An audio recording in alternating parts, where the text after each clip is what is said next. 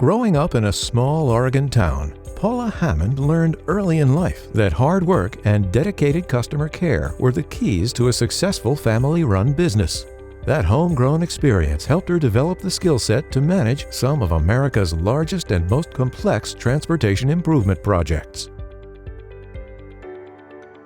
Well, I grew up in Klamath Falls, Oregon, small town on the California-Oregon border, and wonderful small community that was mired in the forest industry, and just a beautiful place to live. My family, my grandfather started a printing company in Klamath Falls, and my father worked there, and now my brother runs the company. So this is a company that's been in place for 60, 70 years. For me, I think what I learned there was first of all, the connection to customers and the relationships that I watched my family have with all of the community members and the businesses that they work for as business printers. In more than 30 years of public service with the Washington State DOT, including serving as secretary, Hammond was driven by a desire to deliver meaningful project outcomes for taxpayers. That focus explains her continued client success the past 10 years as senior executive with WSP, a premier planning, engineering, and construction management firm. What I feel most passionate about is the importance of those public sector, public investments, partnering with the design firms, the construction firms, and I call it the enterprise, but it's working together to make some significant changes. You know, it's interesting, during one term that Paula could accomplish as much as she did as Secretary of Transportation in the state of Washington, but she did 2 mega projects and some other really important ones as well.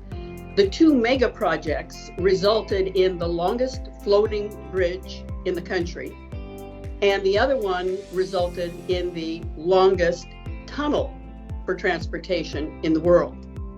One of the hallmarks of Paula's leadership style is that she's so universally respected.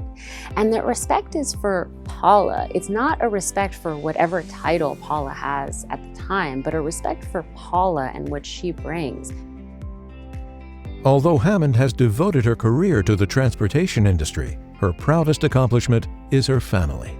I think when I think of what are my greatest achievements outside of work, I have to think that it's my husband and Mai's marriage, and that we created 3 wonderful human beings. Having been so active at work while they were growing up, even though I was a full-time mom and worked in very high stress type jobs at the state level, my kids turned out wonderfully. Volunteer service to a diverse group of national transportation associations has been a distinguishing hallmark of Hammond's career, along with a commitment to building partnerships. Her roster of ARTBA leadership roles is also impressive. Hammond's industry leadership extends to the American Association of State Highway and Transportation Officials and the Women's Transportation Seminar. One of the great things about Paula is how successful she's been in both the public sector and in the private sector. She's an engineer by trade, but she's just as conversant in the policy issues. And she's great at navigating the political waters that we need to deal with in this industry. Paula and I were introduced by a mutual friend. I was the director in Nevada, and she was soon to be director in Washington State. Our friend told me we needed to meet and that I could give Paula some advice. Well, after close to 20 years in our DOT, AASHTO, WTS, and private firm ventures, I can guarantee that Paula has provided me far, far more advice and guidance than I ever gave to her.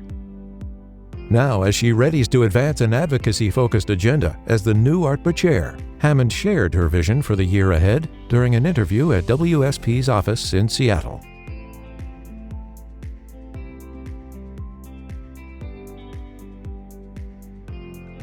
Throughout my career, I've had the privilege of getting to know firms and organizations across the public and private sector in the transportation industry.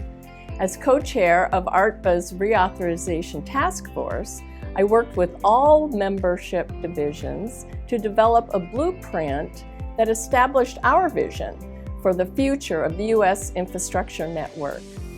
As chair, I'm excited to continue that collaboration as we work to secure promised investments from this landmark Infrastructure Investment and Jobs Act. I want to use my experience as a state infrastructure owner and connections within the state DOT community to promote common sense IIJA policies.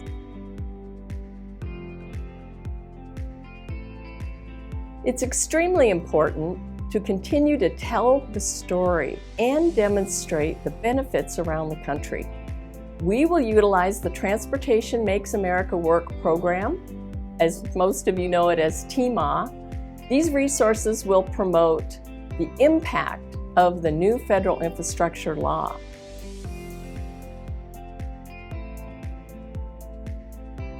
Another area I'm excited about is building on existing partnerships.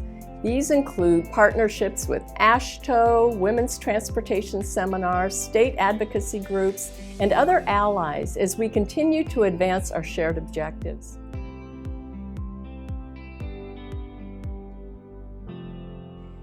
We know that all of our members are being impacted by the current economic climate. ARTBA will continue efforts to provide the transportation construction industry with access to empirical information to help navigate the challenges of inflation, material price increases, and supply chain delays. I realize in working so closely with this tremendous staff we have at ARTBA that we're making a real difference. And so to move into this role as chair is just very gratifying and exciting for me. I want to point out that I'm the first woman chair in ARTBA's history. I shouldn't be the last. And so it's also a mission of mine to make sure that we're diversifying and looking at our membership and bringing women along in a way that helps them assume and naturally move into these leadership type positions. Ladies and gentlemen, please welcome your 2022-23 ARTBA Chair, Paula Hammond.